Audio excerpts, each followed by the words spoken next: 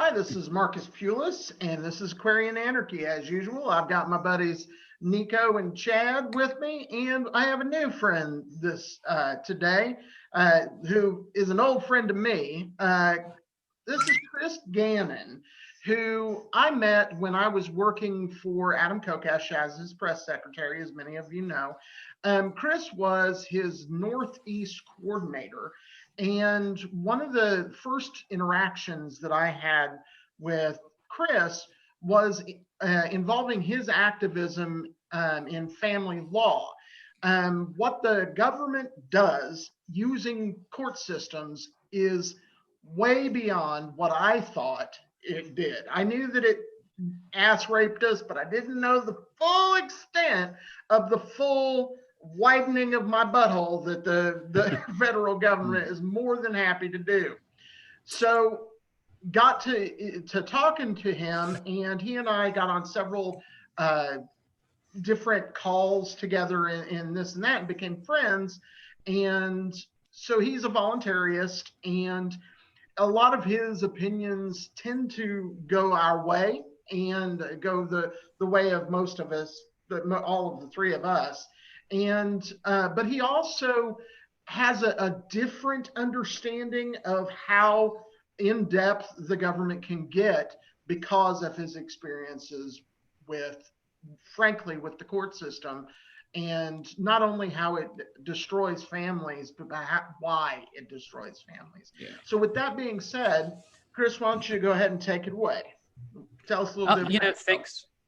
Thanks, Chad, Marcus, and Nico for having me. And I really hope your audience takes this to heart, because one of the big reasons why I'm a libertarian or a voluntarist is because of what's happened in my life and my children's lives with the family law system. And right around the time, I think it was Ron Paul was doing his 2008 run for president, was when I went through my first custody battle. And I was just completely lost. My son was not even a year old yet. I was left high and dry with nothing. And, my son's mother took him. I didn't see him for about a year and a half.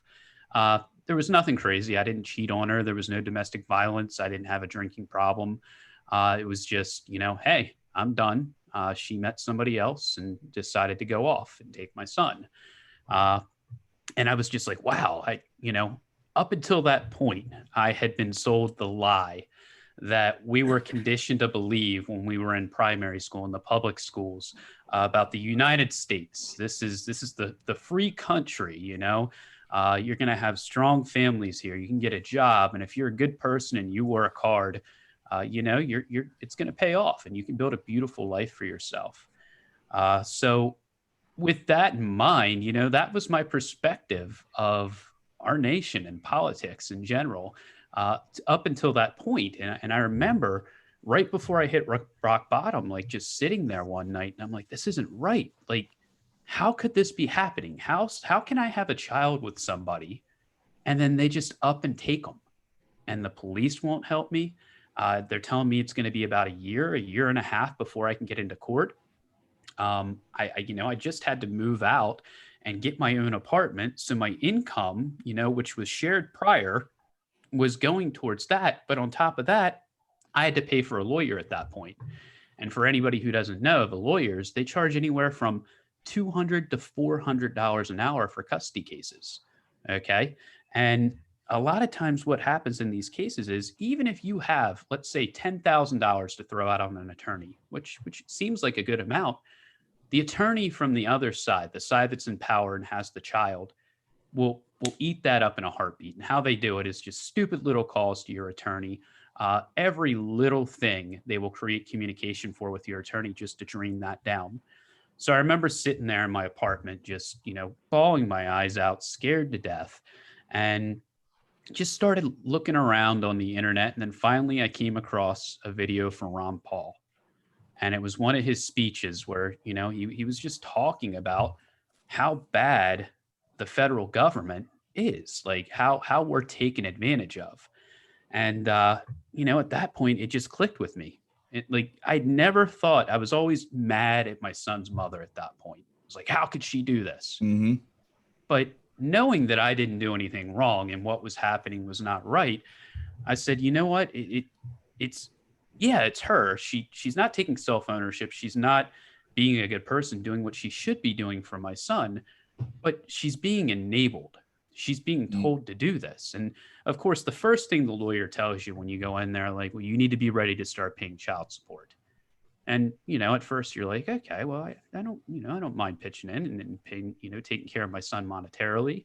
But no, we're not talking, $600-700. Like, I left that courtroom with I think it was 1170 a month in child support payments. Which, imagine your paycheck right now. If you had to have $1,170 taken out of your paycheck a month. Out of your net, not out of your gross. You're devastated. You're gone. So, Ron Paul was really who opened my eyes. And of course, I ran for office a few times after that, gotten involved with the fathers' rights movement, but then found out there was a lot of, I'll just go ahead and say it here, money laundering involved. And there still is today. But, was kind of discouraged by that. And after that, I one of the big things in that time period, I was very depressed and just upset. One of the big things I look forward to, I think it was every Thursday night, was when Adam Kokesh would release Adam versus the Man. And of course, at that point, myself and Adam, we, were Ron Paul supporters. We were declared, Republicans. We had that sickness. We worked within the Republican Party. Right. And after that, I know, Adam one day came out, and I think it was after the 2012 election, when Ron Paul had been screwed over at the RNC convention. Adam came out and was like, hey, this is going to come to a big surprise for everybody, but I'm not dealing with this Republican Party anymore. I want to talk to you guys a little bit about voluntarism and anarchy. And I was like, what? Has he lost his damn mind? And of course, at that point, that was right when I found him, actually. So it was like that was like I was like, this guy's awesome, because I found him, like, he was doing something at an Occupy event where he, like, talked to somebody about, like, anarcho-capitalism and everything, and that was like my introduction to who Adam was, and his whole, and so he had already made that transition. And so then when I went back and saw that some of the stuff from before, I was like, whoa, really? So it was like, but I was stuck in that too. Like, I didn't even discover Ron Paul until that 2012 cycle, where I, like, really took him seriously and, like, actually transitioned from, like, being like a Rick Santorum supporter to, like, and wow. What was her name? Michelle Bachmann. Michelle Bachmann. Like, I was like, those were like the two who I was like, all right, these two are, like, really, really conservative people.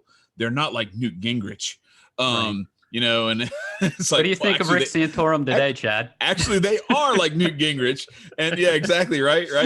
So anyway, it's kind of weird how, like, we all had these, like, weird sort of different ways that we kind of come to this space, and then how those paths kind of merge together, and that's how we meet each other. And I'm actually wearing, I got the old Freedom shirt on. Oh, Marcus has it on too. Yeah. So, like, I would be remiss if I didn't, like, give credit to Adam for kind of, like, I wouldn't even know you guys if it weren't for him and for his efforts. So yeah. And that's, I do want to talk about Adam a little bit more in this podcast. Before we go to the Patreon support one, it's Patreon's what you guys use, correct? Yeah. So if you guys are watching this, if you want to subscribe to Patreon for them, they'd appreciate it. They deserve a few bucks, and you get some extra content. You'd be able to watch a show, extended version of the show afterwards. But, going back to what I was saying with, when Adam came out and did that, I didn't even know Adam at that point. Like, mentally and emotionally, Adam's podcast, Adam versus the Man, was what was holding me up, because there was, for a while, like, Ron Paul just disappeared. He was like, boom, I'm taking a break. And here I am dealing with my custody battle. And, I ended up going through 2 custody battles at that time, because after my son's mother, I met another woman and, had a child with her. And literally the same exact thing happened over again. It was as if she read the book, took the blueprints of what happened prior, and did the same exact thing. So I was very depressed, down in a hole. And that's really when, I started saying, gosh, this system is so screwed up. And like I said, I ran for office. did everything I could to get involved with the GOP, and then just saw how they treated Ron Paul, and even hung in there until Rand Paul ran for president, and they screwed him over. And the day Rand said he was ending his campaign, like, I went to the MVA. That's where you change your voter registration here in Maryland, and change from Republican to Libertarian. And I've been a Libertarian since. But, you know, I starting to question the Libertarian Party as a whole. Okay. And the reason why I say that is I can understand the Democrats and the Republicans who are profiting off these family law courts. And don't worry, I will go into detail how the states are profiting off this and the federal government in a little bit. But I get them not wanting to do anything about the corruption in family law courts. But the Libertarian Party, this should be something right up their alley. Okay, this should be something very easy for libertarians to learn about and rally around and say, yeah, this is screwed up. I mean, you want to find a way to bring people into the party who are active and have a reason to be there, their children. This is the perfect issue. Yeah, for sure. And I want to interrupt real quick because I have an idea of where you're going. I want to interrupt and say my experience, and this is from somebody who was already a voluntarist. And when I met Adam, I told him, I need you to know I'm an anarchist. You know, so and I remember Ben at the time, who was his campaign manager, was like, so are we. Don't tell anybody. So when I met you and started learning the stuff that you had to teach me about family law and how the government works through that, it from voluntarist eyes, I went, holy shit. Yeah. And like immediately, just gut instinct, the libertarian in me was like, oh hell no, we got to fight this shit. Because I didn't have any idea either. I was like, when I just went through, watched a few of like the Dad Talk Live things and everything like that. I was like, holy shit! Like they're like roiling these people. They're just like they don't give a shit about the kids either. That's the worst part. Is that like I could almost understand if it was like, yeah, you know, I guess it's expensive when you care about the kids to like make sure that, but they're like, fuck the kids. Where's the money? Right. And that's exactly what it is. And it destroys the child's life. Go ahead, Marcus. Sorry. Saying the Libertarian Party doesn't get it with this, it means that there is a core problem. And I would suggest anyone who wants to look into that core problem that they definitely look at Conkin, because Conkin said that the Libertarian Party's purpose is controlled opposition, and that it is where liberty lovers go to die. They just spin their wheels and do nothing. Now, that isn't to say that there aren't good people in the Libertarian Party and that they do not serve a purpose. They certainly do. But need to understand the beast that you're working with. And the stories that Chris is about to get into when it involves the Libertarian Party, to me, is a very good indicator that Conkin may have been onto something. And Marcus, I'm glad you brought that up. And I that's something I definitely want to get into here. This is like part of the apex I'm leading up to. The party itself, like in relation to our movement, I've brought several people into the Libertarian Party based off of family law. As everybody knows, I used to be a co-host on the podcast Dad Talk Today. We had 170,000 listeners and subscribers. So we had tons of people out of the Libertarian Party. We actually invited Hornberger, Jorgensen, everybody who was running for the nomination to come on our show and discuss family law. The only nominees who did were Dan Berman and Adam Kokesh. I do not believe we had anybody else come on. We did have Joshua Smith. And remind me, before we go to the Patreon conversation, I want to have a conversation with about what happened to Joshua Smith at the convention regarding family law, because nobody has brought that up. And if I were Joe Bishop henchman, I would have came out and condemned what happened as soon as I got put into place.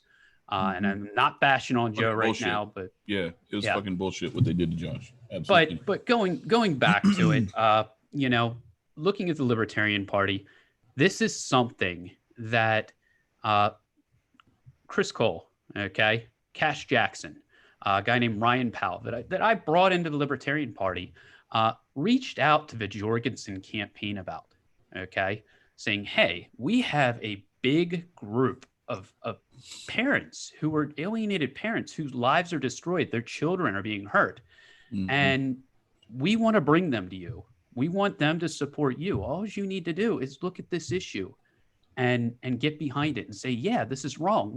I mean, Marcus, you better than anybody. When I showed you this stuff, you were like, what? This can't be what's happening. Okay. So it's not even a question of, I don't know. That doesn't, you know, I don't know if that's a good issue to get behind.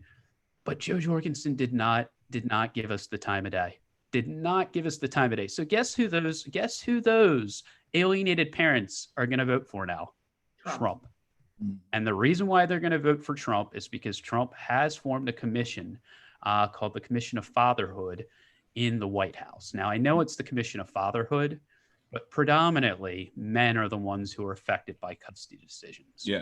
I need to say real quick, this isn't the only issue that Trump has this advantage over the Libertarian Party, and because Trump's also reached out to the people for free vaccination, the vaccine community, the people that I don't want to call them anti-vax because they're not really anti-vax, they're anti-forced vaccination, they're pro-education, those kinds of things. But Trump has actually come out and reached out to them in a very similar way to what you're talking about. It's like the Libertarian Party doesn't get it. There's a huge, it's weird. Like I've noticed this with like the stuff that I've done, because I know Nico from Hotep Nation. Like we've gotten to be, I'm good friends with Hotep Jesus, Uncle Hotep, and a lot of the folks there. And there's a missing piece too with like outreach to the Black community in the Libertarian Party. And say what you want to say about like whether it's genuine or whatever, but there are some of those people who I know some of these people personally that have met face to face with Trump, and he's actually like listened to them and talked to them about like what can be done. And you want to say what you want to say about what the platinum plan is bullshit or any of this other kind of stuff, but like you have to actually do that stuff. And it's not just that, but it's like actually giving people, because one of the things that's been frustrating for me to watch is to watch a bunch of white people try to pretend like they know and like they can guess what Black people want, instead of just asking Black people like, hey, what about the, you know, what issues are important to you, and how can we help to like make those issues better for you, and how can you help to participate in that effort? Instead it's this preachy thing. So I don't want to get too far down into that path, but okay, go ahead. When Felicia Killings reached out and you were tagged by Hotep Jesus. Yeah, Hotep Jesus said I was the Black community outreach person for the LP. I was like, no, I'm not. Like, I just know y'all. Like, that's all I am. Like, I know some people. And I'm a delegate. I was a delegate to the national convention, 2 conventions in a row, but that's about it. Like, I'm not this, I don't even know. Like, if I introduced myself to Joe Bishop Henchman, he probably wouldn't even recognize me. For sure. You know, I messaged Joe Bishop Henchman shortly after he had, gained share of the party about parental alienation in the family law courts, and did not hear anything back. Now, let me tell you, I could get that if I were, messaging Nancy Pelosi or Mitch McConnell, but you're the chair of the Libertarian Party. You chose to do that. I don't care what you have going on in your life. When somebody messages you about something like that, you should at least respond. Yeah. I was or have someone respond or something like that. But I do want to make one point before we jump in. None of us here are telling you to go out and vote for Trump. No, absolutely not. Yeah. No, The point of this is definitely not saying the point that. of this is Trump is going to get these alienated parents votes. Why? Right. Because he lifted a finger. He didn't even do much. He just winked in their direction. Right. And they were completely disregarded by the Jergensen campaign. Mm-hmm. So that needs to be a lesson for the Libertarian Party. And it's not enough to just have in your platform some stuff that it's like, look, our platform says this stuff. Like, okay, yeah, but you're not like actually, your actions have to speak too. Right. It can't just be about we look at platform plank 3.16 or something bullshit like that. No. And then even when you do that, it's something about like it's not even specifically addressing the issue. It's a broad thing that includes that issue if you look hard enough and can kind of like contort yourself to where you recognize that it's in there. And when you have a chance to get the attention of an entire movement to say, we understand that this is right down our wheelhouse and we are going to do something about it. Now you've got the attention of that group of people where, and I'm not big into like identity politics or group type of, affiliation, any kind of like collectivism or anything like that. But when you have a bunch of people who like align around a certain issue, speaking to that issue and actually doing something about it, and then like making an effort to make that part of your push, you give yourself a whole lot of momentum that you don't have if you just say, well, yeah, we want everyone to be free. Like that's the whole thing with like where a lot of the the black conservatives get upset with every time they start talking about like black empowerment, black wealth, and black people having like a stake in something that's just, black owned and not something that's like, or that it's the reparations conversation or anything like that. The thing always comes into, well, yeah, but what about all Americans? It's like, well, it's not about all Americans when like black people are getting fucked over, like it only becomes a thing about it's all Americans when black people want something that's kind of a like, hey, we just want to do our thing over here. And we would like for y'all to like lift some of these regulatory restrictions that specifically target like hairdressers and some of these other different, the Eric Garner type shit, selling cigarettes on the side of the road that you're not licensed to do. So I want to bring Nico into this conversation because he's in Chicago. Go ahead. No, I was just waiting for it to like kind of evolve back into like the fathers and stuff like that. Oh yeah. I am a child of the situation, but not necessarily. My mama made my dad pay child support, and I wouldn't be surprised. But my dad has two women that one we were playing in child support. My family situation is like really, really messy, and we'll do that on the Patreon. So, but so at the end of the day, he's getting like kind of messed over by like the system, and it's like I wouldn't say the mom isn't a great mom, but she's not a terrible mom, and the conditions that my brothers and sisters live in is no bueno.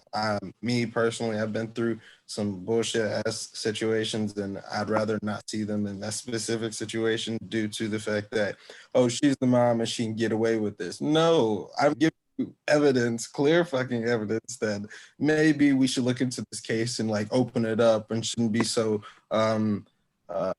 conducive on a decision. Oh, since she's the mom, she automatically gets the kid. Well, I'm the father, I should have a say in it as well. And you see that's starting to change, Nico. Like within the past 2 years, they've been giving fathers more custody, which you think I'd be sitting here like, yeah, the dads are winning. No, because what that's doing at this point is it's putting in a female in the exact same situation that I've been in with my children. The other thing is, and part of the reason why child support constantly comes up in this conversation about the family law courts is because the child support is directly related to how many overnights the other parent, the non-custodial parent, gets with the child. So when you put a monetary value on having the child more, that enables the custodial parent and their attorney to just make up false allegations. He's a drug addict. She's a drug addict. She drinks. So that's really how it is. I mean, I figured there was something where it was like kind of a sliding scale, but so so the amount of money that you have to pay and that the custodial parent or the majority parent gets is dependent upon how many overnights there are. So if you only get every other weekend and they get the other 26 days a month, then they get 26 days out of 30 worth of child support, versus if it was split down the middle and it was 15 and 15, then they'd get equal shared parenting, about half of what and they wouldn't even, would there even be child support at that point? Or well, it would only be like a lot of people taking care of like had tuition or different things that are like, where they're required payments for the entire month or something. 50-50 there might be a little bit of child support figured in there. We're talking a couple $100 a month, depending on what salaries are. Right. But yeah, that's exactly it. It's based off the amount of overnights. Now, okay, I want to go back to this conversation about the Black community and what goes on in the family law courts there. And Nico, being Chicago, I live out in Baltimore. We've got the two murder capitals of the world representing on this podcast. And one of the things I did when my children's mothers were withholding them from me, I was one year at Christmas. I was depressed out of my mind. And I remember I'm just laying in bed. I'm like, should I hang myself or what should I do? And I was like, no, I'm going to go do something good that I can tell my kids about, when I do see them again. And I went down to Baltimore City and went down to, I think there was some sort of faith-based soup kitchen, and they were handing out winter jackets and like little Christmas bags for the homeless people. And I went down there and I walked away from where they were doing it, went out and found homeless people and was like, hey, do you know they're having food down there and you can get a jacket, and, just letting them know, come down here. Well, one thing I did not expect to happen was just about everybody I walked up to on that street, number one, was Black. Okay. And me, I'm Irish. I'm white as can be. Me walking around down there, they're like, what is this crazy cracker doing down here, But I walked up to them. Half of them didn't even know it's Christmas. And then, of course, I had walked probably a half a mile away from where this little event was going on. So I had to walk back with the homeless people and show them where it was. And I'm like, hey, what's your story, man? And I was homeless for a while. And yes, it was because of this family law court situation. I wouldn't say homeless. I was sleeping in my car because I couldn't afford to get back and forth to work due to the child support. And I spoke to a lot of these homeless people. I was like, hey, what's your deal? Well, man, I got married and I had a kid and everything was going great. I had a good job. And then she was cheating on me and we went to court and she got custody and, I'm behind on my child support. And right now I got a warrant out for my arrest. And that was Christmas night. Five people told me that. And, I told them what I did in my activism. I'm like, hey man, take my number, get in touch with me. Let's, I know you're homeless, but I'll get you involved in this. I'll come pick you up. We'll do stuff. And every single one of them looked at me and were like, man, I give you a lot of credit, but this isn't going to change. It's not going to change. And I can relate to that because you feel so defeated. I've been fighting this battle for 11 years. Okay. It takes a mental and emotional toll on you. It destroys you financially. And sometimes you're just like, you know what? I give up. What do I do? No one's listening. So that is a huge problem in the Black community. Okay. And then we want to talk about the police and crime. Well, where do you think it's coming from? These people are trying to survive. They can't get a job because if they get a job, it's going to come right out of their paycheck. I was working and I was making $600 every 2 weeks in a very high paying job because the amount of child support that was automatically coming out of my paychecks. So I get what these guys were going through. They have no choice but to work under the table, sell drugs, do what they can to survive. And then of course, you've got the Republicans who look at them and are like, well, they just need to pull themselves up by their bootstraps. Well, it's pretty hard to do that when you've got somebody with their boot on your neck, holding you down. And that's just to the parent who's non-custodial, the children who are involved. Okay. Right. their lives are destroyed. They either don't have their mother or their father who they deserve to have in their life. And guess what they're going to do? They're going to have problems, start acting out, make bad decisions, not be brought up correctly. So then we have generations and generations of these children who are being brought up damaged and turning to drugs, crime, alcohol, because why? The federal government wanted to make a buck, or the state government. And before we go any further, let me explain how the state profits off of child support. And this is a very important part. I believe I'd sent Chad and Marcus some stuff to put in the show notes. But basically, for every dollar of child support that is assigned to a non-custodial parent, the state is paid by the federal government 66 cents on that dollar. Okay? So what ends up happening is child support comes up with these equations, that overnight equation I was telling you about earlier. Okay? And they sign a monetary value to it. The point of signing that monetary value to it is to make it very unachievable for a non-custodial parent. And why do they do that? Because the more enforcement that they have to do, every time they have to send a letter out to a parent, or there's a court hearing about child support, or something comes up, okay, they're spending money. And when they spend that money, they get 66 cents on every dollar they spend. All right. Now you might be saying, well, that sounds like they're taking a loss there of 33 cents. No, what that gives them the ability to do is hire 2 employees for the price of 1. So what happens is child support keeps growing and growing and growing, and they keep giving out these exorbitant child support orders. And then they add people on.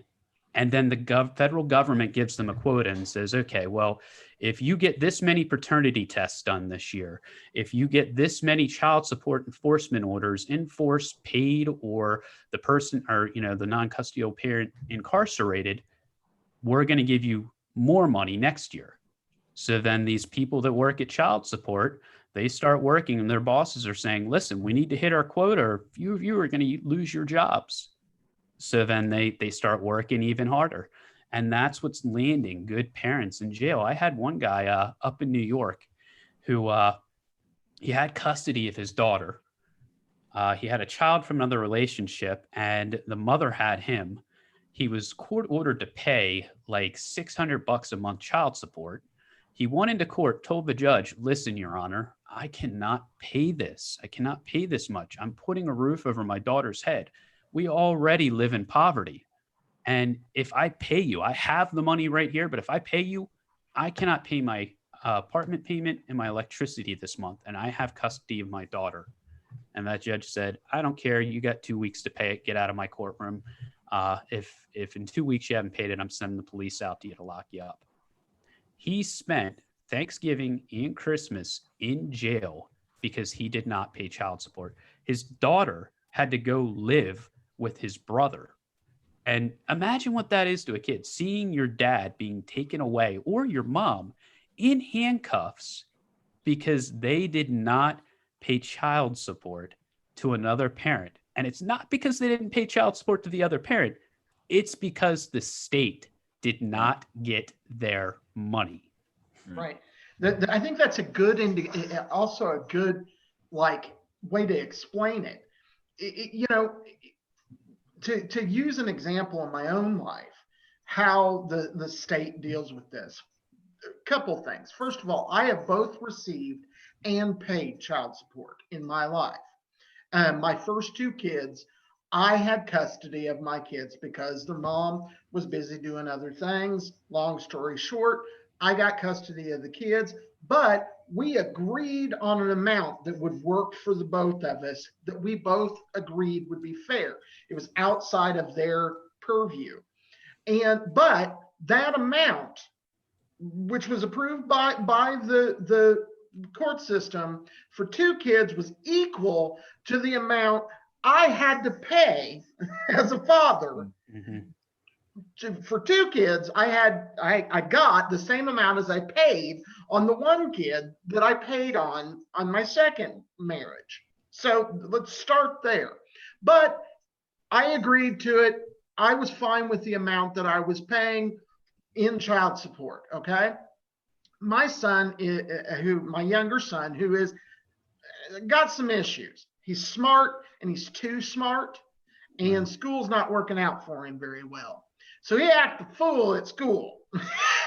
And when he did, because he's being a dumbass, when he was being a dumbass, the school, being joyous and happy, decided they were going to call the welfare office and Child and Human Services on my ex-wife, right? Right. So their whole thing was he's off. It's awful. He must be having an awful time at home.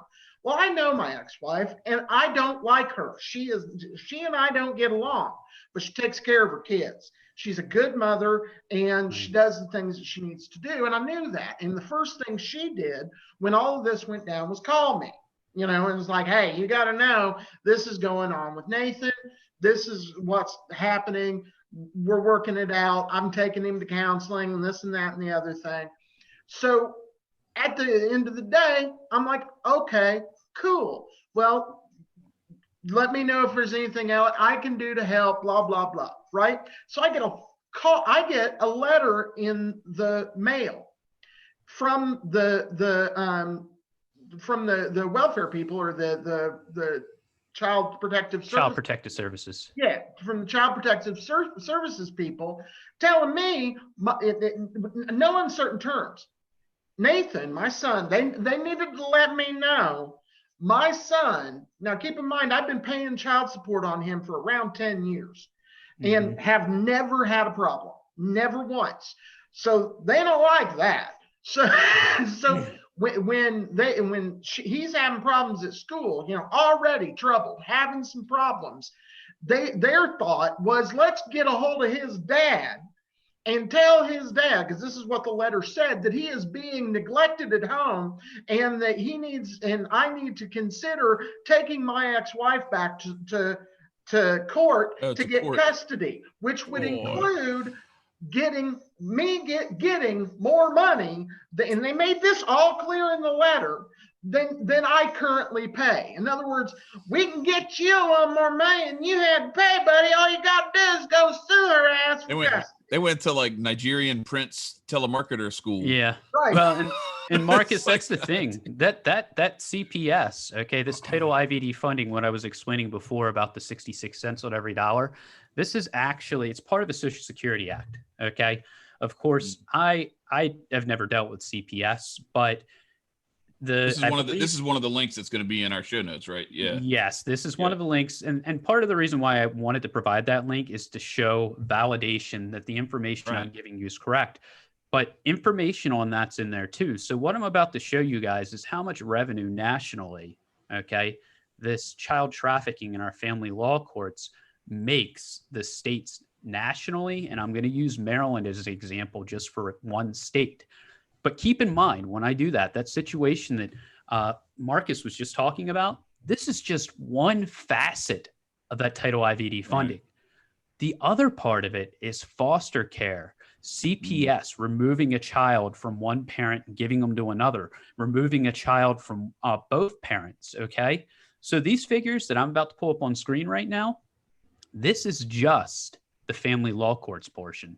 It doesn't include CPS, foster care, and all the other BS that they've decided they can make a dime off of. And Marcus, that's what the lawyers do in the family law courts. What was done to you? Hey, all you have to do is say she's an alcoholic, she's a drug addict. You can make a crap ton of money. And you know what? Here's the other thing. This is the disgusting part.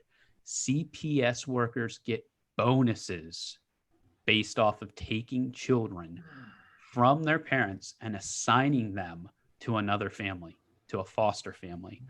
But I do want to share this real quick, the screen share, and I can talk Yikes. My mom works in foster care. I didn't know that this was that disgusting. Oh, yeah, it definitely is. And granted, depending on what she does, she may not even know about it, but I guarantee you, if you let her watch this podcast, and is that $3.8 billion? Yes, that's total revenue. Now, what I have up on the screen right now, this is nationally. Okay. Yeah. Still, child support assigned to parents was what, 28 billion. 28 billion, 28.5 billion. Yeah. Yep. Expenditures nationally was, let's just say, 6 billion. Mm-hmm. The revenue paid out to states, okay, off of the title IVD, the 66 cents on every dollar, almost 4 billion. That's how big of an industry this is. This is child trafficking through our family law courts. Now, for another point of reference, I'm going to show you just Maryland. Okay, and I'm using Maryland because that's the state I'm from. Right.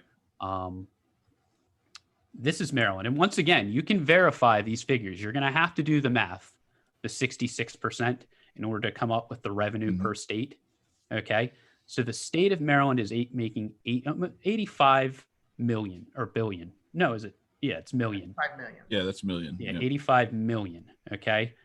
520 million. Yeah. Put that in perspective. Maryland's a little bitty state. Imagine what in terms of population. California, Texas, right. California, New York. Imagine the amount of money they're bringing in. And guess what? Child support has never been audited. And I can almost guarantee you, guess what's happening to that money? It's being used to pay off politicians who are elected, their contractor friends, who are then going to turn around and take the money and donate to their campaigns. Okay. I saw an ad. I saw a sign knowing that you were coming on this week. I saw a sign the other day, driving around that it was, somebody running for family court judge. And I was like, oh man, I can't wait to ask Chris, like, are there any good family court judges? Is there a good candidate I could? Well, here's the other problem. What do I look for, to vote for a family court judge if I was going to vote that might make it flip the tide to where it might not fuck people over as bad. Well, these judges, part of the reason why my first case I lost is because my son's mother's attorney was the treasurer for our then Governor Martin O'Malley. Okay. So there was some politics involved, and there's always going to be politics in the courtroom. But, as far as the judges go, I don't think the judges care. I really don't, because they do not give you a fair shake in the family courtroom. I had one judge who either fell asleep or was playing on his phone during my custody hearing.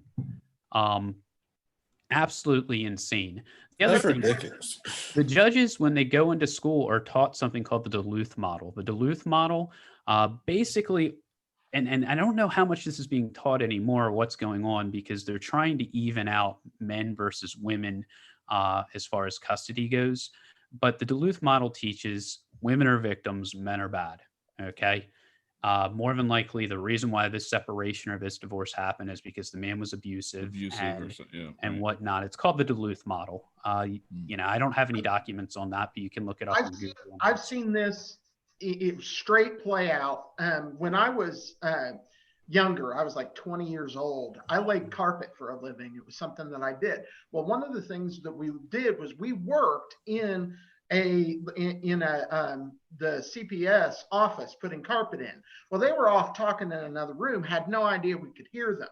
And I heard with my own ear, heard them say, all men rape children. You need to pull everybody out. All men, everyone, rape children. You need to pull them out. That's a quote.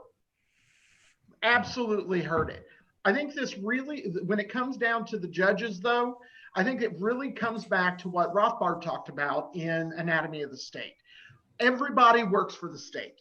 It doesn't matter in our court system. There is no private lawyers. There you can do whatever you want. Everyone is getting paid by the state. I don't care if this is some private office.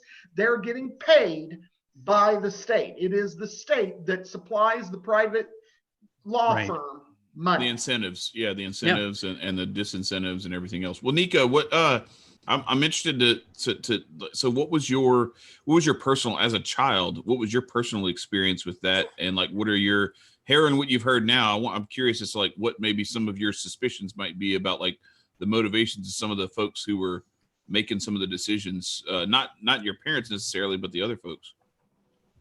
Well, it's weird because it's like I sit on like both sides of the aisle. So my mom would work in DCFS and I would actually go into the offices and like meet the kids and stuff like that. and I'd like get to know them and stuff. And like some of them were like disabled, some of them just had bad attitudes and stuff like that. And then some of them legit were like coming off the street and stuff like that. And so I remember this one, and it makes me look like an asshole, and I apologize to whoever it did, but it just shows like the conditions of like what the kids go through. My mom was picking me up, and I got into the back seat, and she had a client that was in the front, and I was like, "Mom, it smells in here." And I'm in the back seat, and I'm just ignorant, and it's the kids in front, and like I'm like, not like until like a few years later, I didn't realize it, and I'm like, oh, like, like That's I not feel on you, terrible. brother. That's not on you. Yeah, but That's being a kid. Yeah, and so I'm like, it's just it hurts because I'm just thinking all these kids are just victims, and at the end of the day, these kids are victims. They're all victims because it's none of their faults. It's none of their faults because of the lack of compatibility or the certain issues that were in the relationship of the child's life. So when it comes to like my little brothers and sisters, I just know for a fact that there's a divide. Right now, there's an issue with my brother and his grades, and my dad came up and showed me personally when they watch this. I'm sorry, but I'm not sorry. I don't care. I know what the school system is, and especially on how my brothers are. How old your brother, Nico? How old your brother? Which one? The one with the school problems or the grades? Roundabout. I think in 8th grade, so probably 13. Yeah. Yeah, so 8th grade, he's 13, old 14. Enough where if he were to watch this, he might be able to take a step back and be like, wow, I'm not a screw up. I've been in this situation, and I don't hate my mom and I don't hate my dad, but the state caused this problem, okay? And now I'm learning about it, and I'm not going to be a victim. I'm not going to be a percentage or a casualty of this family law court system. If he were to see this, or one of his friends were to see it, maybe he'd see it and be like, man, this is screwed up, and get motivated, start doing better in school, and be like, you know what? I'm going to get my tail in college, and I'm going to go end this shit because I know what I went through, and I see the path I'm going down, and now I know why I'm going down it this way. Yeah, I do put other things in their point of view and perspective, to not let it discourage them, because I know it sucks not being able to have like a father figure consistently there. Like that's weak, or not having a mother figure, because there's a yin to a yang. So you would need both parents to do their due diligence at the same time, Right. and being able to nurture the child, because even though we're all mentally developed around the age of 13, 14, that doesn't mean we're not initially done developing. The father and the mother still need to help guide them, because that's just what wisdom is for. Wisdom is with the age that the parent has them, and they're the guides. At the end of the day, the child sees the parent as the God. There's the God complex implemented into the child. So if I don't see a certain God or not recognized by it, there will be certain issues that will arise, and I'm trying to, and it's not my job to do it, but it's my job to try and show them like, hey, right, this is how these work, and this is how it goes. And it's kind of difficult because it's like I'm still navigating through certain things amongst it. So it's like I've recognized what is happened. I've had abandonment issues, so I told my parents about this, and I mean there's still things that I'm working on, and I'm still like fiery as a whip towards my father, but like I'm like noticing things, and I'm slowing down, and I'm like recognize, oh, like he still is my father figure, and you still have to like, even though I'm getting older, I still have to recognize there's still a place that he still wants to be in. And even if there is a disconnect between the father and the son, there's always things that a father could do to mess up, or a son could do, but at the end of the day, and that's like family in general, but the love, the bond that's established is still something that can be cherished and sacred, and something that can be transformed upon. But certain people don't ever give that privilege back, but it's being the bigger person and seeing past things and stuff like that. Yeah, that relationship with your dad too will improve as you get older. Like a lot of what you're going through right now, you're on the tail end of that because I'm dealing with this with my son now. He's 14, and for probably the last year and a half, 2 years, there's been this. You see this like in the animal kingdom, where I'm the alpha, and his only way to find out if he's a man yet, and to get to the point where he realizes he's a man, is to test me, to push against me, and to buff up against me. And so then there's like this tension between the two of us where I'm like, hey, hold the fuck on, little dude. Like I can end you. And if you want to go, like I'm not gonna try to hit you or anything like that.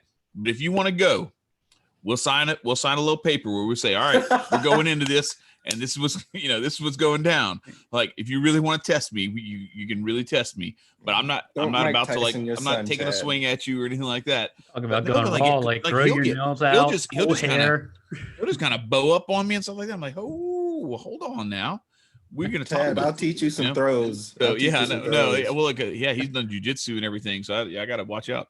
But we, it's only conversational at this point. But like, he does kind of like, I see him kind of flexing, and I think that, and I remember doing the same thing with my dad. My dad told me, I ended up telling my son the same thing. I'm like, look, if you end up taking a swing at me, just make sure you finish the job, because if I'm still alive after it's over with, like, it's coming back. So, no, but I'm kind of fucking with him. But anyway, so the point is, like, you get to that point where you get on the other side of that, and then you start to just kind of like, you feel more comfortable in your manhood, and you've kind of figured some stuff out.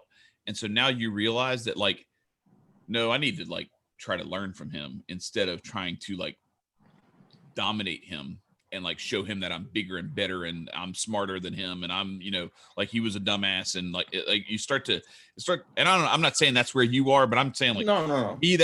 That's where a lot of my conflict with my dad was, and that's where I see a lot of the conflict with my oldest son now, and it got better for me to where now, like, I love my dad, and like we've worked together for a couple of decades now and stuff, and so like it's gotten a lot more respectful, and just like he's like a confidant of mine now.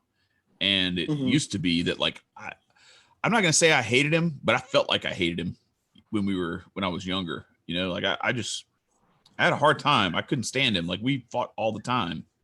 And I was, like you said, I was as fiery as a whip towards him because like I thought he was a dumbass and I thought I was a genius. And then I like realized later on that I needed to learn some stuff from him. So I want to give us kind of the update. We're getting on to we got about 10 minutes left, so okay, everybody's prepared. But I do want to comment briefly and kind of bring this back to Chris. One of the things that you're talking about, Chad, is just nature. I experienced that with my oldest son as well. The fact that he got all, and I remember the time when it changed, when it became good again. And it was because he was getting jumped by a bunch of guys and couldn't handle it himself, came back to the house, long story. Anyway, I went back with him, and he suddenly saw me as this ally that is willing to help him. And that completely changed the dynamic. Instead of just an old dude who doesn't get it. Right. Yeah, exactly. But what the state does in these situations is they get involved in it and telling you can't do this, you can't do that, and they get involved and they take nature out of it, and they move away from the natural progression that parents deal with their children. Some parents don't work out. Some parents don't spend the rest of their lives together. That's a reality. But as parents, you learn to cope with that if you're in a good non-government controlled environment. And what the state does is they get themselves in there and they say, fuck nature, we're going to do this because we have rules. And well, not only that, but I think they lean on whichever parent is more vulnerable. Right. That's the lawyers. That's where the lawyers come in. And they pit the kids against the parents if they can, to try to make it to where like that makes the case better too. Because if you can create that separation, now you've got your cash cow. Yeah. Well, if there's reconciliation and there's completeness, even if the parents split up, they just agree that they're not going to fuck each other over, that's like the worst scenario for them. Like, worst case scenario is everybody stays together and doesn't get divorced, and the kid there's a nice, how difficult it is now. Everybody's so blind to reality that like, oh, I got a child now. Guess what? It's a cash cow. Like, that's how certain people view kids now, and that's very messed up. It's like, oh, I got knocked up. I was watching stupid. My bad. No, go ahead. Go ahead, what? Nico. Go ahead. I was watching this dumb TikTok of this girl saying "secured the bag," and it was girl I that hate the world, man. Man, she said she secured the bag, and it was some old guy who proposed to be her sugar daddy. And so they went through the world, and then la-di-da, doody-doo, lo and behold, she said secure the bag. I thought she was gonna have a bag of money. No, it flipped to an ultrasound of the baby. Oh man. And they have the baby and it's growing up, and I'm like, yeah. And it's Twitter, so it's like, I got like extremely like, I was like, I had to step back, and I'm like, I can't get mad at this shit anymore. You guys just don't get it. So you know what the screwed up part is? Okay, any of us could be with a woman, and a majority of states out there. Okay, if two parents mutually decide we're going to split up, and hey, you're going to pay me $200 a month in child support, the other parent agrees to it, and they go into court, a majority of the states out there will not accept that. They want to sign the child support. It's not enough. Yeah, it's not enough because their cut off of that isn't going to be enough. Yeah. And the other trick they do is now, instead of you going or you sending the money in, they're just going to take it right out of your paycheck. Mm-hmm. And they don't care if you're left with, they can take up to 70% of your paycheck. Imagine if 70% of your paycheck was taken from you. I'll be living in my fucking car too, man. God, trying to go to work every day. You're working 40, 50 hours a week, sleeping in your car because you can't afford an apartment on 30% of your paycheck. Meanwhile, the other parents going on vacations, getting tattoos, full sleeves on their arms. I have a question, and it's a terrible question, and it's not legit at all. But can you get a prenup on a kid? Like, I think that's what Kanye's song "Gold Digger's" about. You always get a prenup because you can get a prenup and you can state, if we were to split up, this is how it's going to be handled, and I'm pretty sure that has to hold up in court. But yeah, but even then you have to get lawyers and shit involved so that you know what I mean? Like it's still, well, they got their, it's like the worst weeds in the history of weeds in a garden. They're wrapped around everything. But that goes back to another issue. The state should have no say or involvement in marriage. None. Mm-hmm. It's none of their business. Right. Get out of it. Two people want to get married and get divorced. Okay. You let them figure it out. If they decide to take each other to civil court, I got to say, the state should have no investment in a motherfucking thing. There should be no state. The state is nothing but force. One of the things that Rothbard said, and I'm paraphrasing, but Rothbard was like, there is no service that the government does poorly that the free market couldn't do better. There is not a single thing. Right. So let me, if I can pivot us to, since we're wrapping up here,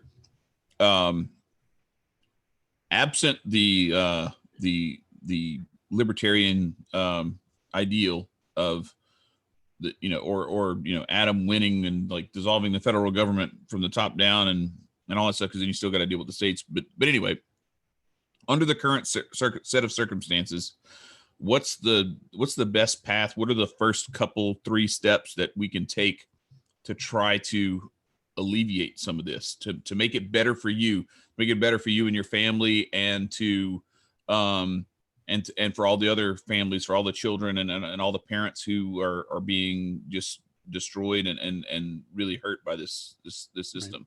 What would you recommend? There's one thing that needs to be done. There's only one thing that needs to be done, and that is you get rid of Title IVD funding of the Social Security Act. You do that, and Trump has brought up about doing it, and I think he's waiting until, if he were to win in the election, that's where you're going to see him pull the trigger on it. That's a hot button issue. Okay, if he says he's going to do that right now, would devastate him. But he's got that commission formed, and I'm pretty sure that's his plan after the election. He's brought it up in one of his speeches. I believe it was the State of the Union. Marcus is wincing.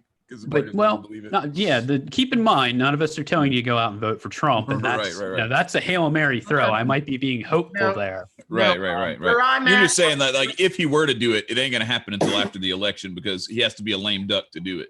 He can't be. Where I am is back to Emma Goldman. The politicians promise you heaven before the election and give you hell after. He's gonna promise all he fucking wants. He ain't gonna do a goddamn Here's thing. the thing, Marcus. Nobody really knows about this commission he's got in the White House with Dr. William Farrell and a lot of the big names in the industry discussing this. So he hasn't thrown it out there. This is something that's happening behind closed doors that I know about because I know the people who are on it. But don't take this anybody as, hey, let's vote for Trump.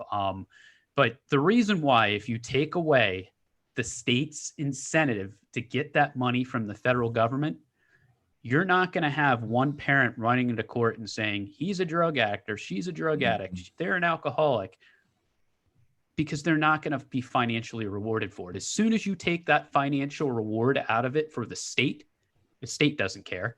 The state's not going to be like, oh, we're going to spend a ton of money on this and not recoup any of it. Right. So that Title IVD funding, that is what needs to be eliminated or changed. Once you do that, all the false allegations are going to go away. The court systems aren't going to be as clogged up. And you know what? Those kids who really are in danger, those kids who are being neglected, all right, they're not going to have to wait 9 months to go into court and be helped or taken care of. They're going to be able to go in within the next month or so, maybe even sooner, because you're not going to have all these bullshit cases clogging up the court system like mine were and many of the other people I know. All you have to do at this point to get custody of your kids and get a sweet paycheck from your significant other is say they're physically abusive, they're sexually abusive, they're an alcoholic, they're a drug addict, or you know what? It can be something as simple as, they're depressed. They're on this medication. They have mental health problems. I can tell you right now, my situation, as horrible as it's been, okay, it's nothing compared. I've heard some parents that have been accused of sexual abuse of their children, okay? And these are people I've spent days with, and I know like the back of my hand and know that it's not true.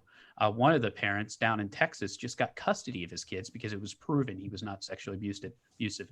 But in this system, all you have to do is take your kid, not let the other parent see him, and then go into court and say, well, I won't let him see him because he's dangerous to be around. And you're going to get a sweet payday. And that's why this keeps going on. So get rid of Title IVD funding, and parents are going to be forced to work it out. And they're going to be more reasonable about it too, because it's in their best interest to work with the other parent. In those cases where that's not possible, go into the courtroom. But if you're caught making a false allegation towards another parent, there needs to be repercussions. So right now, me being the drug addict that I am, when it was proven in court that I wasn't a drug addict, there was just a little, well, you shouldn't have said that. That wasn't true to the opposing party. There are repercussions. Yet that was the reason why I did not get to see my daughter and my son for 2 years of their lives. All over nothing. So to wrap this up, and then move on to our Patreon only, patron only Patreon channel, the Anarchy After Hour. I strongly suggest anybody. It's $5 to get per month to get full access to our second show. And the Telegram, the secret Telegram group. Yep, that's right. We also have a Telegram group where we continue the conversations. You have full access to myself, to Chad, and to Nico. And also check us out on Anchor, where you can listen to the podcast. You can actually become a subscriber and support us so that we can improve what we're doing. But I want to throw out this. This is the quote that we're using for this particular show. And this one's by Ludwig von Mises. And a lot of people know him because of his economic ideas, but I thought this was very appropriate, not so much for the first line of this quote, but for the rest of it. The first quote's one of my favorites by him, so it's good, and I'm going to leave her in there. But the later stuff is what I think is more applicable, because what the state is doing through the courts and through child custody is disgusting. So Mises said, the worship of the state is the worship of force. There is no more dangerous menace to civilization than a government of incompetent, corrupt, and vile men. The worst evils which mankind ever had to endure were inflicted by bad governments. The state can be, and has often been, in the course of history, the main source of mischief and disaster. And I think that there is no other issue where that is more true than in the family courts. I want to thank Chris for joining us, and I look forward to further conversations in the Anarchy After Hour. Thank you, Nico. Thank you, Chad. Thank you to our patrons. Thank you to the people that just watch us on YouTube and hang out. I advise you also to go to the store, check out where you can get products. And Teesprings is doing a sale right now, so it'd be a really good time to do that. So thank you very much for watching. Stay free.